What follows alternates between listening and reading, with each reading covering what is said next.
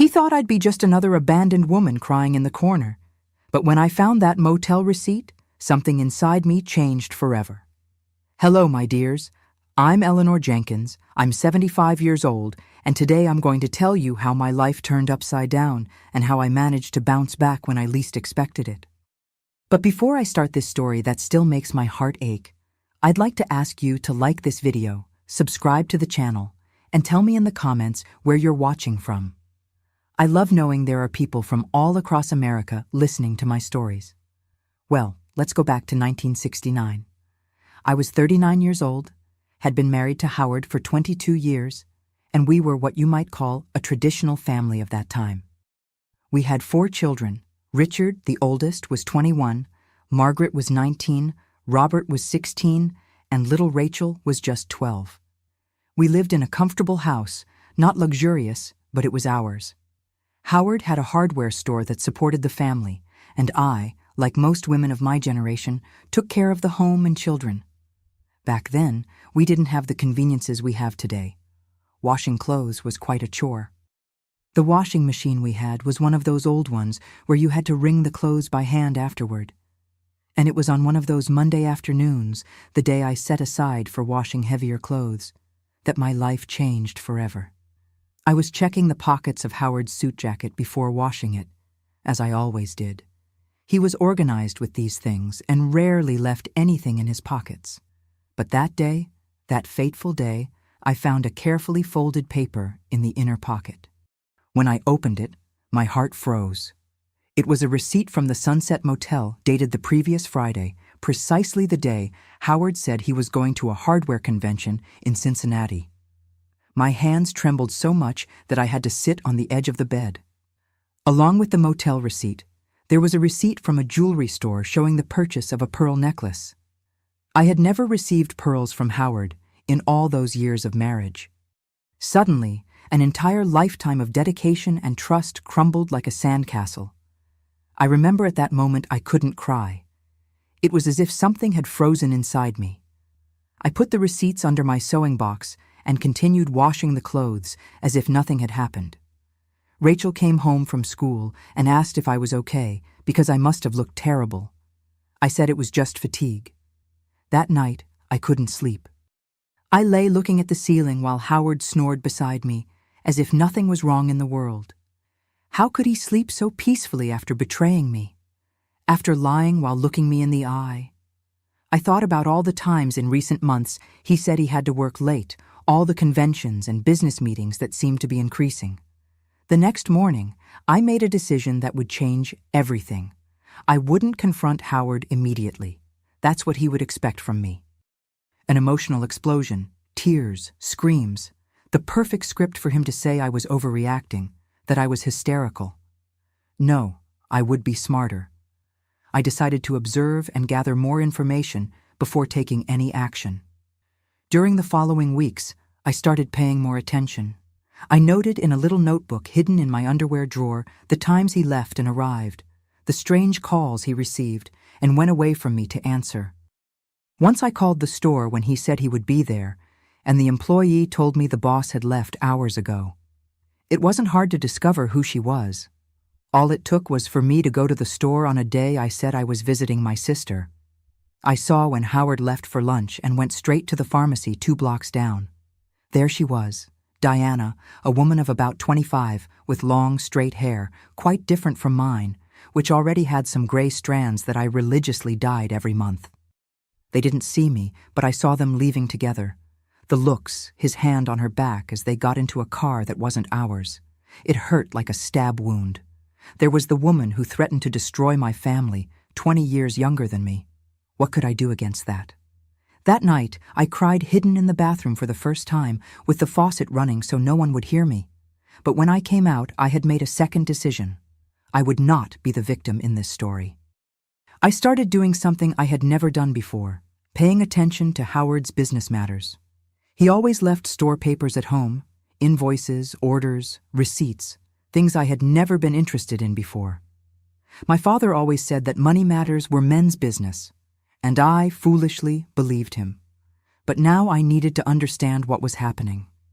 That's how I discovered something even more shocking than the betrayal. Howard was diverting money from the store. Small amounts were going to a bank account I didn't know about. And worst of all, I found a document indicating he had put a plot of land we had bought together in someone else's name. I didn't need to be very smart to guess who it was. My brother-in-law Nelson, my sister's husband, worked as an accountant. One day while Howard was working late again, I went to Nelson's house with some of the documents I had found. I'll never forget the look of amazement on Nelson's face. "Eleanor, do you realize what's happening? He's setting things up to leave you with nothing." It was like a second bucket of cold water. The humiliation of betrayal wasn't enough. Howard was planning to leave me in poverty with 4 children to raise. The same man who 22 years ago had promised to love and respect me until death parted us. Nelson advised me to make copies of all the documents I could find and helped me understand what was happening. We discovered that Howard was even committing some tax irregularities in the company, probably to hide money from me when he asked for a divorce. For 3 months, I gathered evidence, documents, noted dates, amounts, conversations, kept everything in a folder hidden at my sister's house.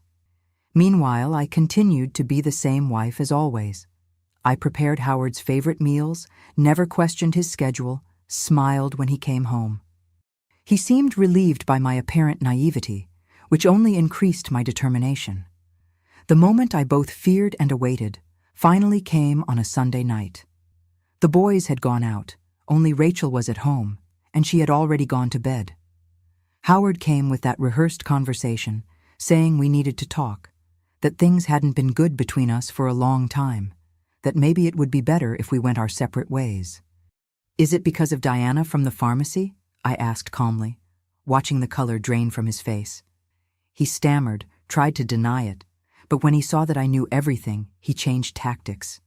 He said he didn't want to hurt me, that these things happen, that we weren't the same as before. And then he came with the proposal. We would sell the house.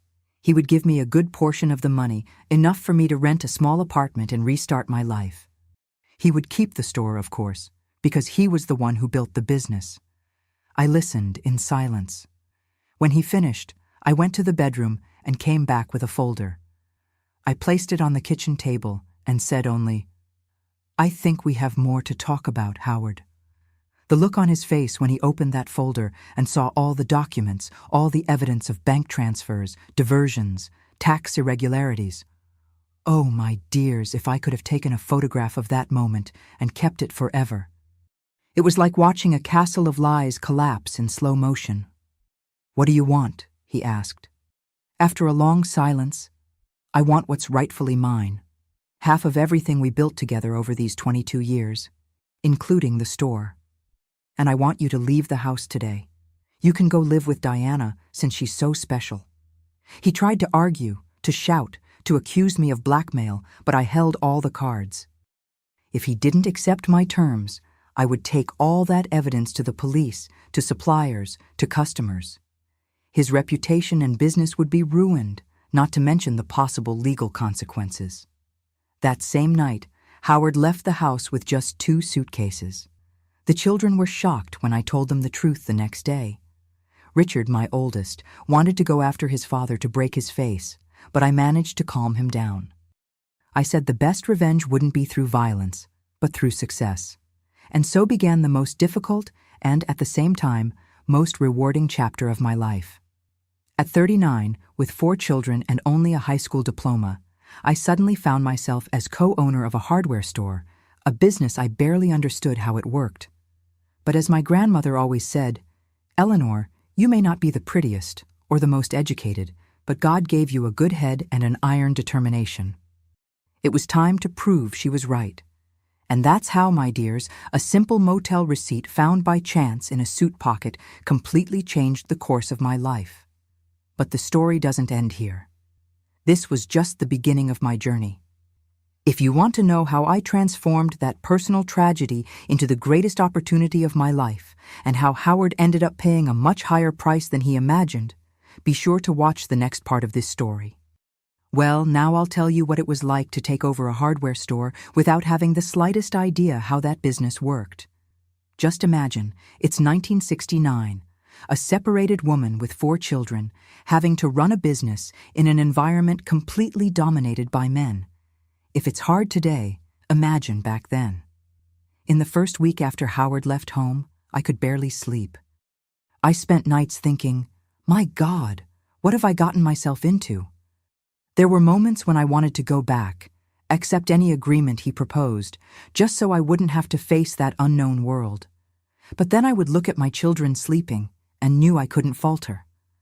On the first day I entered the store as an owner, I felt all eyes on me. There were 5 employees, all men. Mr.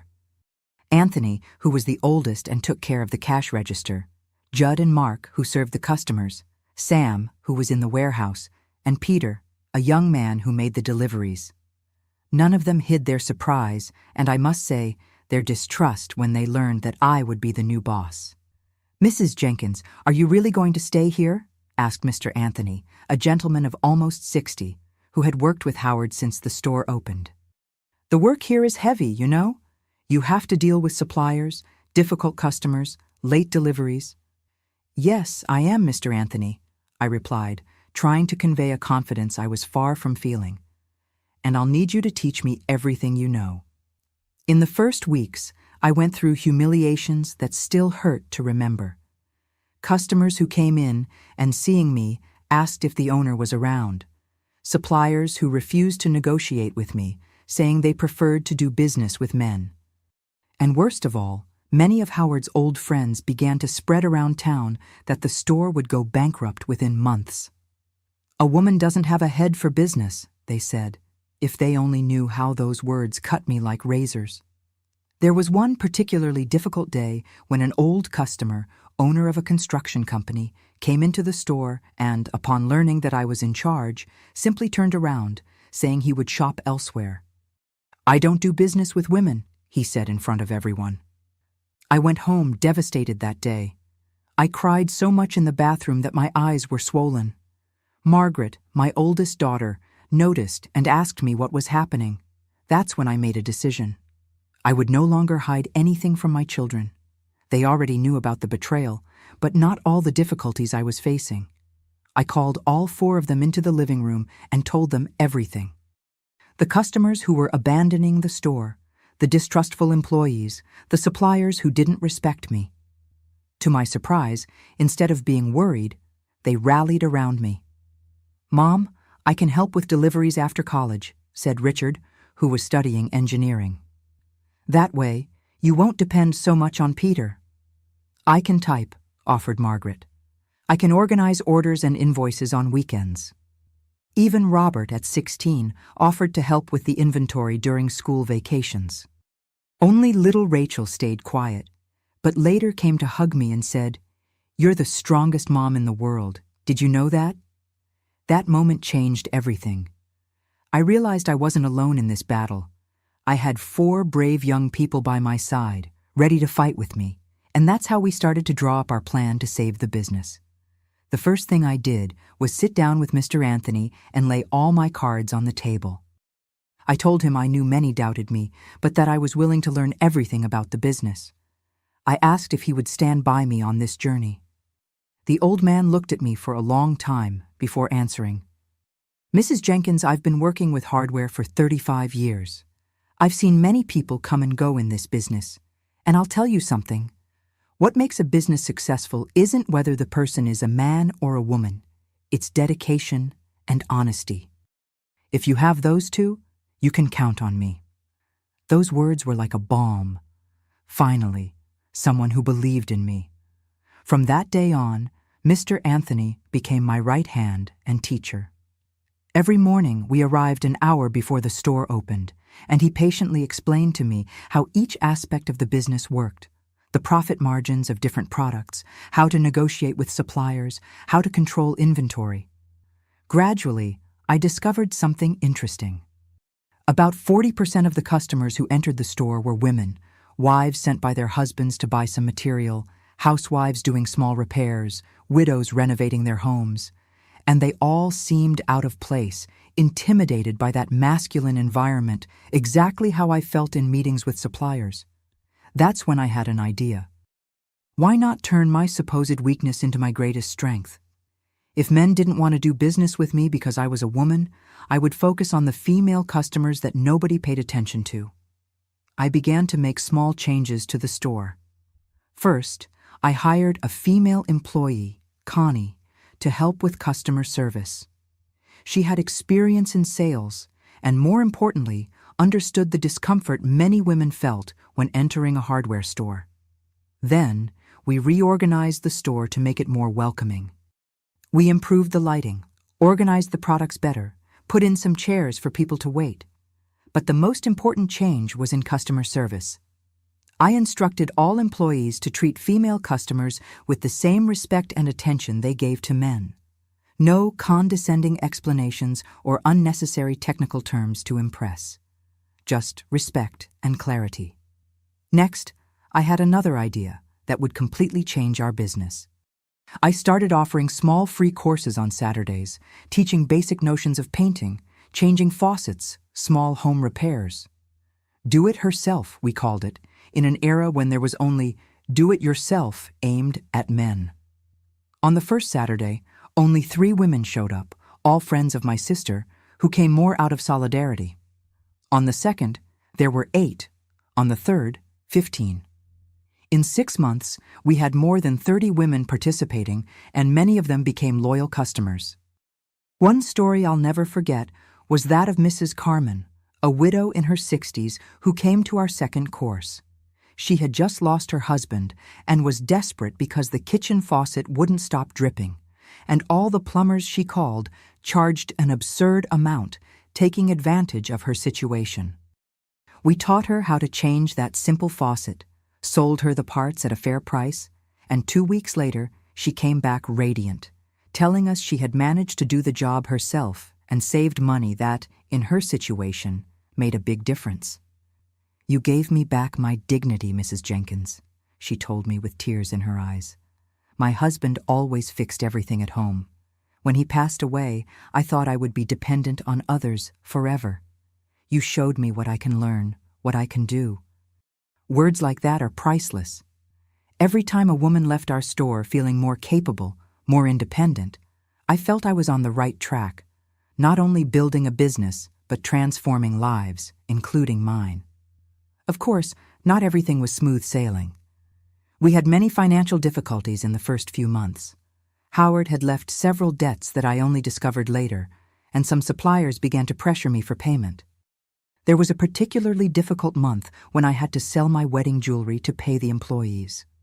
And as if the financial problems weren't enough, I still had to deal with the malicious rumors Howard was spreading around town. He told everyone I had stolen his store, that I knew nothing about business, that I was running everything into bankruptcy. It hurt to hear these things, especially when they reached my children's ears. But you know what's interesting about lies? They have short legs. While Howard talked, I worked. While he spread rumors, I built a solid reputation among customers. And that's how, working from sunrise to sunset, learning from mistakes, leaning on my family and loyal employees like Mr. Anthony, we managed not only to survive that terrible first year, but to begin to prosper. By the end of 1970, something amazing happened. We closed the year with a profit. Small, it's true, but a profit many doubted we would achieve. We were able to give a modest Christmas bonus to the employees and even have a small celebration at the store. I remember looking around at that simple celebration, the employees, my children, some loyal customers who had become friends, and feeling genuine happiness for the first time since that fateful discovery of the motel receipt. But what I didn't know that festive night was that the biggest challenge was yet to come. Howard, seeing that the store hadn't gone bankrupt as he predicted, was preparing his final blow against me. And Diana, the young woman for whom he had traded me, would be a key piece in this plan that almost destroyed everything I had built with so much effort. Now I'll tell you about the most tense moment of this journey. When Howard tried to deliver his final blow to take away everything I had achieved with so much sweat, it was mid-1971. The store had been under my management for almost 2 years, and to the surprise of many, especially Howard, We not only remained open, but were beginning to see small growth. Our female clientele was increasing every month thanks to the do-it-herself courses and the respectful treatment we offered. One Tuesday morning, I was organizing the cash register when I saw an unfamiliar car stop in front of the store. Out of it came Howard, Diana, and a man in a suit who I later discovered was their lawyer. My heart raced. Since our separation, Howard rarely appeared at the store, and when he did, it was only to cause trouble. "Eleanor, we need to talk," he said in that arrogant tone I knew so well. "It's a serious matter. Can we use the office?" I took a deep breath, trying to hide the nervousness I felt. "Of course, Howard. Mr. Anthony, please take care of the store for a few minutes." In the small office at the back of the store, the four of us barely fit. Diana, now with an ostentatious engagement ring on her finger, avoided looking directly at me. The lawyer opened a folder and began to take out documents. "Mrs. Jenkins," he began in a formal tone, "I am here representing Mr. Howard Jenkins in a matter concerning the ownership of this store. We have documents that prove that the transfer of ownership was made under coercion and threats, constituting extortion. My client is willing to resolve this matter amicably, avoiding a legal process that would be unpleasant for everyone." I felt my blood freeze in my veins, not out of fear of the threats, but from realizing how low Howard could go.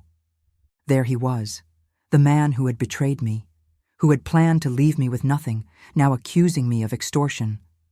And what would this amicable resolution be? I asked, keeping my voice as steady as possible.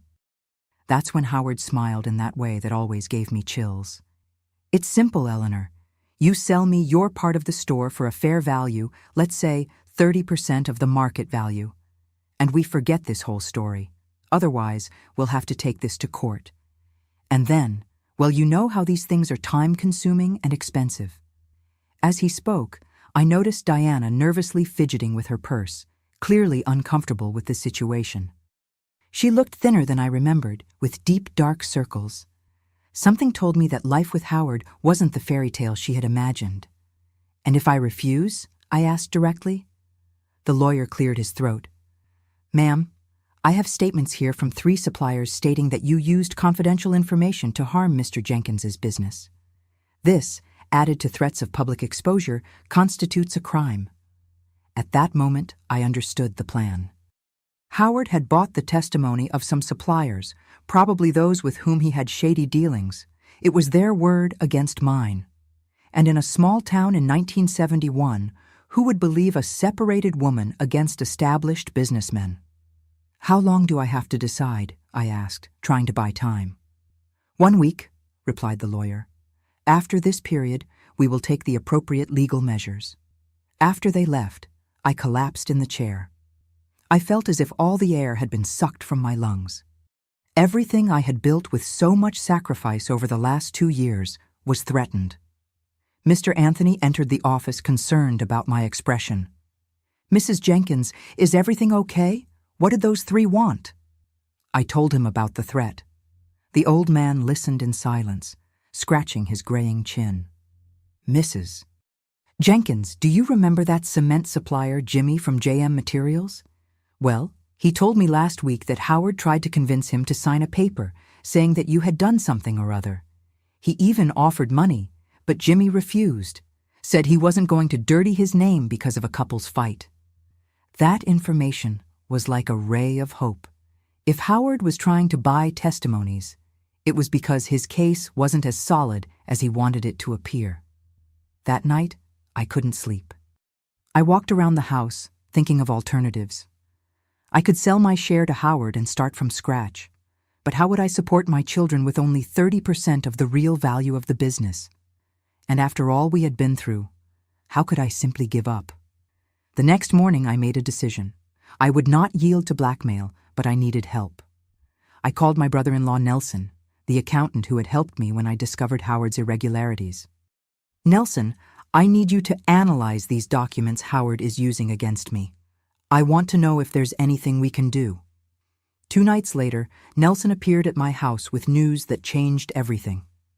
"Eleanor, do you know why Howard is so desperate to get the store back now?" I discovered that he and that girl, Diana, are full of debts.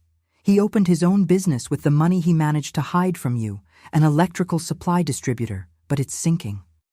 From what I heard, it was Diana's idea. She convinced him to invest all the capital in that field she knew nothing about. That explained a lot, including Diana's tired appearance, but Nelson had more information. And there's another thing. Remember those tax irregularities we discovered in the store before the separation? Well, it seems Howard continued with the same practices in the new business, only now on a larger scale. If the IRS investigates, he's toast. It was as if a light bulb went on in my head. Howard wasn't just after the store. He needed to erase the traces of the irregularities he had committed when he was the owner. If I sold my share now, he could alter the accounting books, hide the evidence, and perhaps even use the store to launder money from the other failed business.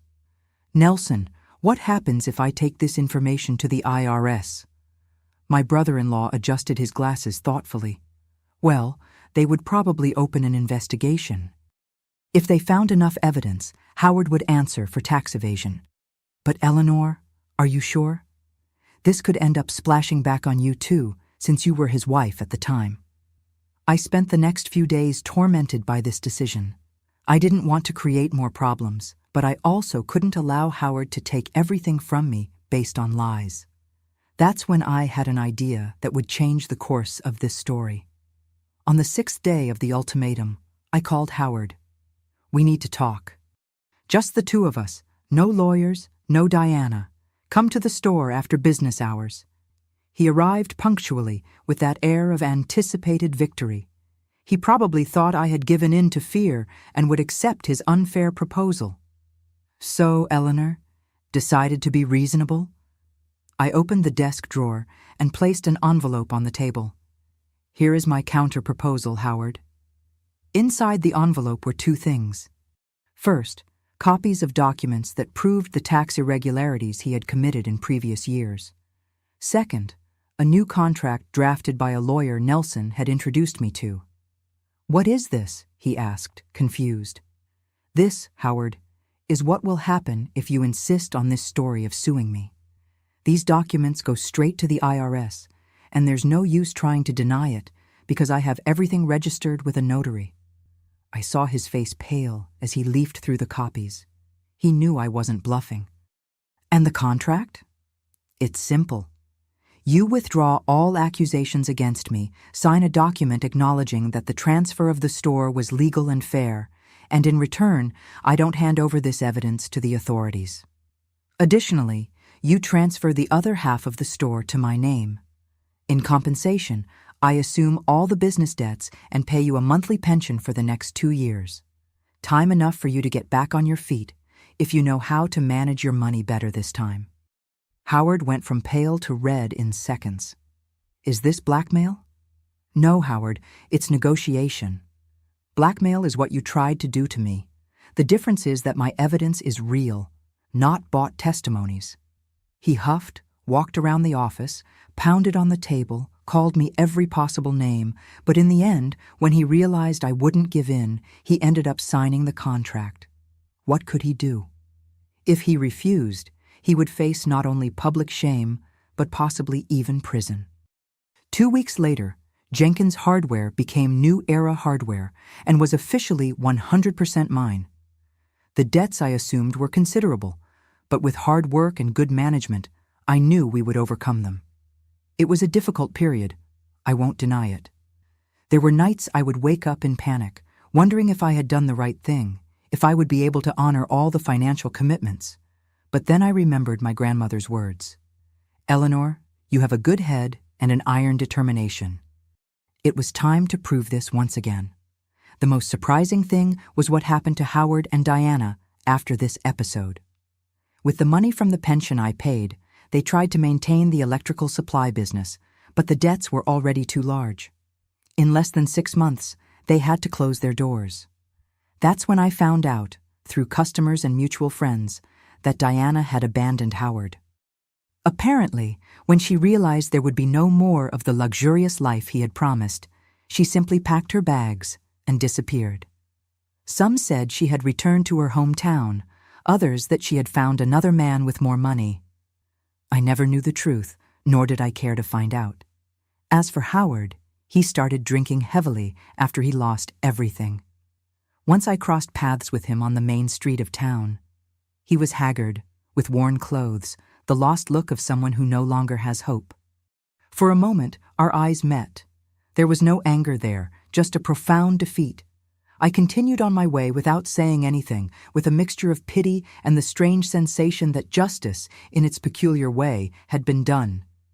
And that's how, my dears, I not only survived Howard's final blow, but transformed his last attempt to destroy me into the opportunity that completely freed me. The store was now entirely mine, without ghosts from the past, without threats hanging over my head. But the journey was far from over. The 70s brought new challenges, new opportunities, and, mainly, taught me that the timid and insecure woman I once was had been left in the past forever. New Era wasn't just the name of my store, it was the name of my life. The years following my victory over Howard were filled with hard work, but also great achievements. We were entering the decade of the 1970s, a time of economic growth in America. Our town was expanding. New constructions were appearing everywhere, and that meant more opportunities for our business. I remember perfectly the day when my son Richard, who had already graduated in engineering, came home with an idea that would forever change our destiny. "Mom, have you thought about expanding? They're building a new neighborhood in the south side of town. There's no hardware store over there yet." I confess my first instinct was to say no. We had already been through so many difficulties. We were finally up to date with our accounts. Why risk it? But there was something in my son's eyes, that youthful enthusiasm mixed with technical knowledge that made me stop to consider. "And how would we do that, son? Opening a branch costs money, and you know we're still paying off the debts your father left." Richard already had everything planned. He had done a detailed study of the local market, analyzed costs, projected the return on investment, showed me graphs, spreadsheets, everything very well prepared. At that moment, I saw that my son was no longer the boy hurt by his father's betrayal. He was a competent businessman. "We could start small, Mom, rent a warehouse instead of buying, keep a reduced inventory at the beginning, bring larger materials from the main store as orders come in, and I can take care of this branch. I've already talked to Robert. He's willing to take on more responsibilities here at the main store so you can divide yourself between the two places." Robert, my second son, had just finished his accounting course and was already taking care of the store's finances. Margaret, my oldest daughter, worked as a teacher, but on weekends she helped with the administrative part. And little Rachel, who wasn't so little anymore, was studying architecture and brought fresh ideas about how to organize the store in a more attractive way for customers. I realized at that moment that it was no longer just my struggle. It was a family business, something we were building together. After a week of thinking, consulting with Mr. Anthony, who continued to be my right hand, and doing more calculations, I made the decision. We would open the branch. The following months were double the work. We found a warehouse in good condition in the new neighborhood. I negotiated a rental with an option for future purchase, and we began renovations to transform it into the second unit of New Era hardware. Richard took on the task with such commitment that I often had to remind him to go home and rest. The inauguration of the branch was in March 1974. We had a small party with soda and snacks for the customers. Nothing too extravagant. I was never one to show off. But there was an immense pride in my chest when I cut the ribbon at the entrance of the store alongside my 4 children. 5 years earlier, I was a betrayed and desperate housewife. Now, I was a businesswoman with 2 stores.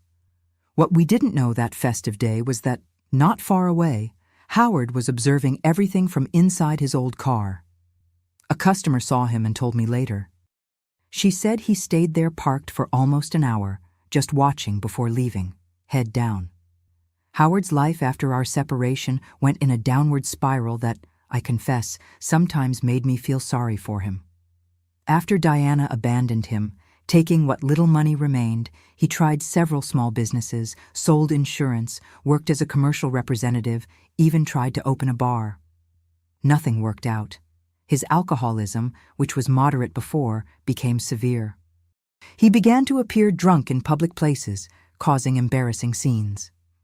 Our older children cut contact with him after he appeared drunk at Robert's graduation. Only Rachel, always soft-hearted, maintained some contact, occasionally visiting him in the small room he rented in the back of a boarding house. It was through her that I learned Howard was having health problems. Excessive alcohol consumption had affected his liver and he could barely work. He didn't have health insurance, depending on the public system for treatments. "Mom, he asked if you could help him. He doesn't even have money for medicine," Rachel said one night with teary eyes. That request caught me by surprise. After everything Howard had done, after how he tried to destroy me, now he was asking for my help. My first impulse was to refuse. Why should I help the man who betrayed me, who humiliated me, who tried to leave me in misery? But then I looked at Rachel, saw the compassion in her eyes, and remembered my own mother, who always said, "Eleanor, the best revenge isn't seeing the other person suffer, it's being happy despite them." The next day, I went to the bank and opened a savings account. I deposited a modest amount, sufficient to cover medicines and basic food for a few months, and gave the card to Rachel to give to her father. It wasn't much, but it was what I could and wanted to do at that moment. Tell him he doesn't need to thank me. I'm not doing this for him, but for you and your siblings, so that you know that in our family, we don't abandon people, even those who hurt us. While Howard's life sank, our business flourished. The second store was so successful that in 1976 we were able to buy the property instead of continuing to rent. In the same year, Robert suggested that we expand our stock to include more sophisticated finishing materials, imported ceramic tiles, better quality bathroom fixtures, metals for kitchen and bathroom. "Mom, there's a new public emerging in town, people with more money who want more luxurious homes, and they're going to buy these materials in the city because no one offers them here." Once again, I had to overcome my natural conservatism. Investing in more expensive products meant a higher risk. What if we didn't sell them? What if they stayed stuck in inventory? But I trusted my son's business acumen, who had inherited my sense of caution along with a more modern vision of business. The bet paid off. Soon, our store became a reference not only for small renovations and basic construction, but also for more ambitious projects. Architects in town began to bring their clients to see our distinctive products. And who led this luxury segment?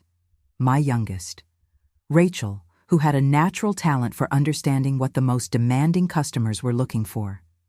In 1979, we took another important step. We bought a plot of land at the entrance to the town and built our third store, much larger than the previous ones. It was no longer just a hardware store, but a complete center with a product showroom, rooms for personalized service, and even a small auditorium where we continued to offer our do-it-yourself courses, now expanded to include topics such as decoration and small gardening projects. It was during this time that I received an unexpected phone call. It was a nurse from the public hospital. "Mrs. Jenkins, I'm calling at the request of Mr. Howard Jenkins. He's hospitalized here in serious condition and asked to speak with you." I hesitated. It had been almost 10 years since I had spoken directly to Howard. What could he want from me now? But something in the nurse's voice, maybe the urgency, maybe the compassion, made me accept. The public hospital was a sad place, with peeling walls and a strong smell of disinfectant. Howard was in a ward with 5 other patients, separated only by thin curtains. When I saw him, I could hardly recognize that thin, yellowish man with completely white hair. At 59, he looked 80. "Eleanor," he whispered when I approached the bed. "You came?" "I came, Howard. What is it?" He tried to adjust himself in the bed, moaning in pain with the effort. "The doctors say my liver is destroyed. I don't have much time." I didn't know what to say. Despite everything, he was the man with whom I had spent 22 years of my life, the father of my children. I wanted to ask your forgiveness, he continued in a weak voice, for everything. For Diana, for the lies, for trying to take the store from you. I was a fool.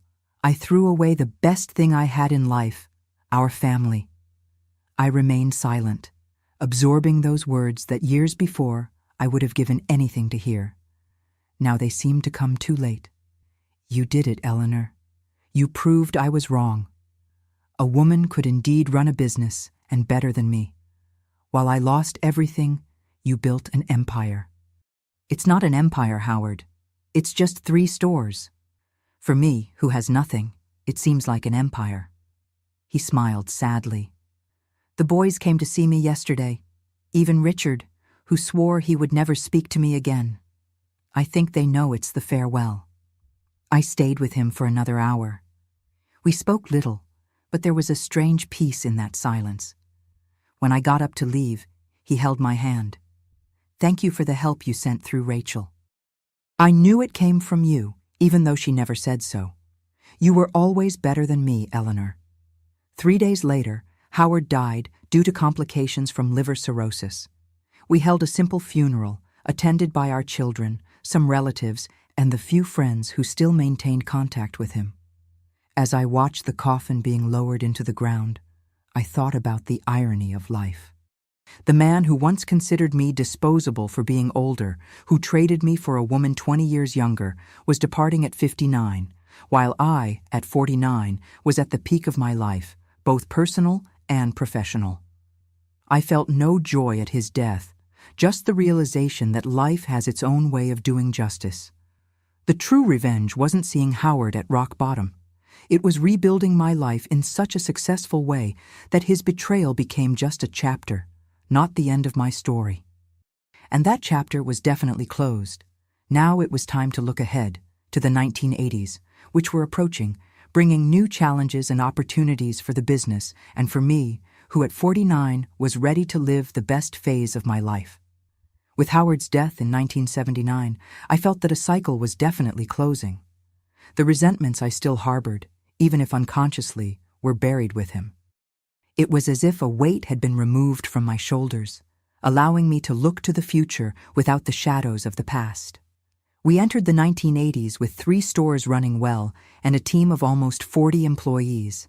My children were a fundamental part of the business. Richard took care of expansion and new projects. Robert managed the finances. Rachel commanded the finishing materials and design sector. And Margaret, who still maintained her work as a teacher, helped us with training and the educational part of the courses we offered. It was during this time that I began to think seriously about the future of the company. I was 50, had plenty of energy and many plans, but also the awareness that we needed to prepare for the times ahead. The United States was going through a turbulent economic period, with rising inflation and instability.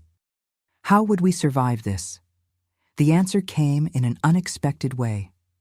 On a Sunday afternoon, during a family lunch, we were all gathered at my house, my 4 children, their spouses, who had already joined the family, and my first grandchildren.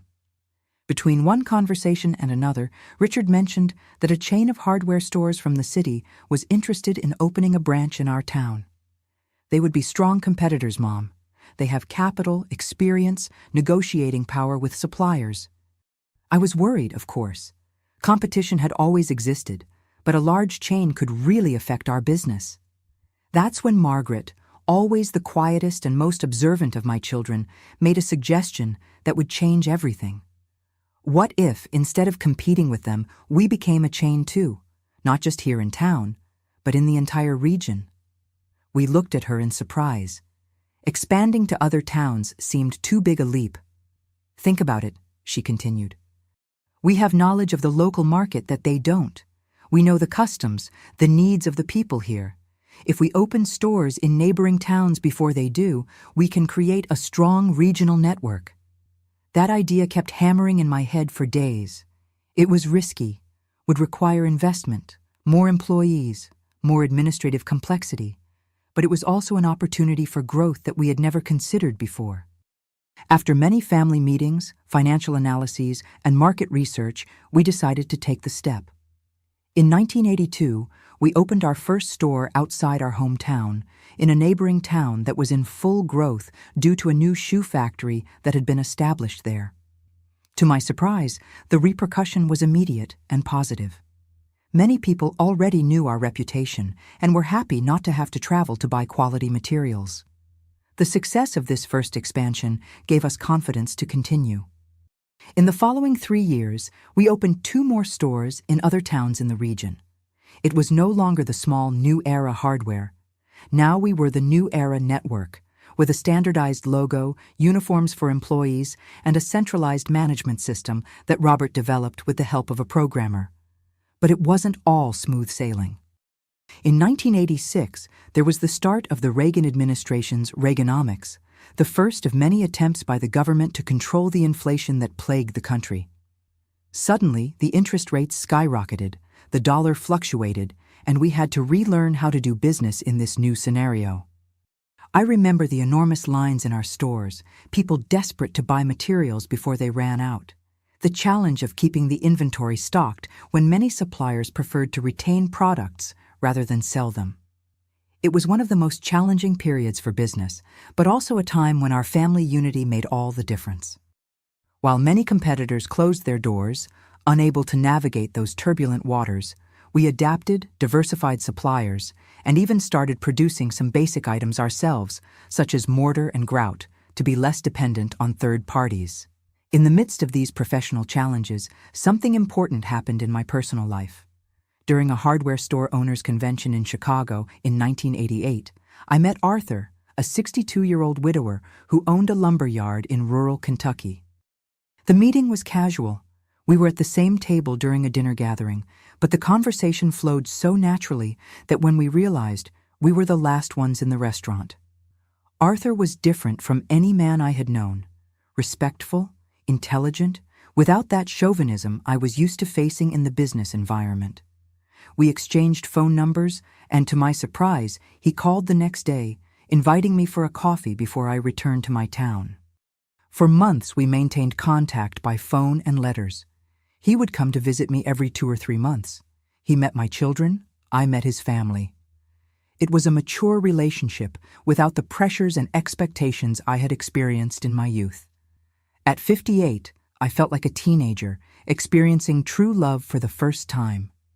In 1990, after 2 years of long-distance dating, Arthur made me a request I never imagined I would hear again. "Eleanor, will you marry me?" I confess I hesitated. I had built an independent life. I was comfortable with my routine, with my space. Did I really need a husband at this stage of life? But the affection, companionship, and respect that Arthur offered me were different from anything I had ever experienced. We decided to do something uncommon for the time. We didn't officially marry, but began to live together, dividing our time between my town and his. It was a scandal for some, of course, a lady of my age, shacking up, as they said. But life was too short to care about what others thought. With Arthur by my side, I entered the 1990s with new energy. The New Era network continued to grow, now with 8 stores spread throughout the entire region. Richard, who had revealed himself to be a visionary in business, suggested we diversify our activities. "Mom, we already have the store network well established. What if we also entered the development business, building houses and small buildings using our own materials?" New Era Development was born in 1992 with a pilot project of 20 affordable homes in a growing neighborhood. It was an immediate success. The houses were sold before they were even completed. Other increasingly ambitious projects followed, always with the quality mark we had established over the years. In 1995, at 65, I made an important decision. I would pass the presidency of the group to Richard, although I would continue as the majority shareholder and chairman of the board. It was time to slow down, enjoy life more with Arthur, visit places I had always dreamed of seeing. Our first big trip was to Ireland, the land of my ancestors. I cried when I set foot on that soil, thinking of the journey that had taken me there, from the simple small-town girl to the businesswoman who could travel to discover her roots. Other trips followed: Italy, Spain, France. Each place filled me with enchantment and gratitude for the life I had managed to build. In 1997, something happened that filled me with pride. The regional business magazine elected me as Businesswoman of the Year. At the award ceremony, I looked at the audience and saw my 4 children, my now teenage grandchildren, Arthur with teary eyes, and dozens of employees who had grown with the company. I climbed onto the stage with trembling legs, and upon receiving the trophy, all I could say was, "This award isn't mine. It belongs to a woman who, at 39, found a motel receipt in her husband's pocket and, instead of letting herself be destroyed, decided to rebuild her life brick by brick." The ovation that followed still echoes in my ears when I remember that night. The 2000s arrived, bringing new challenges and joys. The New Era network continued to expand, now with 15 stores in 3 states. The development company had increasingly sophisticated projects, including our first luxury condominium. And in 2003, we launched the New Era Foundation, a social project to teach construction and crafts with recyclable materials to low-income women, a way to give back to a society that, despite prejudices, had allowed me to prosper. Arthur was my faithful companion for 18 years until a massive heart attack took him in 2006. It was a devastating loss, but the years by his side had taught me that true love enriches the soul in ways that remain even after physical departure. His children and grandchildren remained close to me, further expanding my already large family. Today, at 75, I look back with the serenity of someone who knows they have lived each phase of life intensely. The New Era Network now has 27 stores in 5 states, managed by my children, grandchildren, and a team of competent executives. The development company has already built more than 50 projects, and the foundation has already trained more than 2,000 women, many of whom have opened their own businesses. I live in a comfortable home, but not luxurious. I was never one for ostentation. My greatest wealth is the people around me. 4 successful children, 11 grandchildren, and even 3 great-grandchildren who are the joy of my days. I continue to participate in the company's board more for pleasure than necessity, and dedicate a large part of my time to the foundation, sharing with other women the most valuable lesson I learned. It's never too late to start over. If you're going through a difficult time, if you feel betrayed, abandoned, underestimated, remember my story. The receipt I found that day could have been the end of my world, but I chose to transform it into the beginning of a new journey. And you can do that too. True victory isn't in seeing the other person fall, but in rising so high that the past becomes just a step on the ladder you built. That's the lesson I want to leave for you. Thank you for accompanying me on this journey of 5 decades told in a few minutes. If you liked my story, leave your like, subscribe to the channel, and share with someone who might need to hear that, even in the darkest moments, it's always possible to find a new dawn. And as I always ask, where are you watching from? Have you been through something similar? How did you overcome it? I really want to read your comments, and perhaps be inspired by your stories too. A big hug from this 75-year-old lady who learned that life truly begins when we decide to take the reins of our destiny.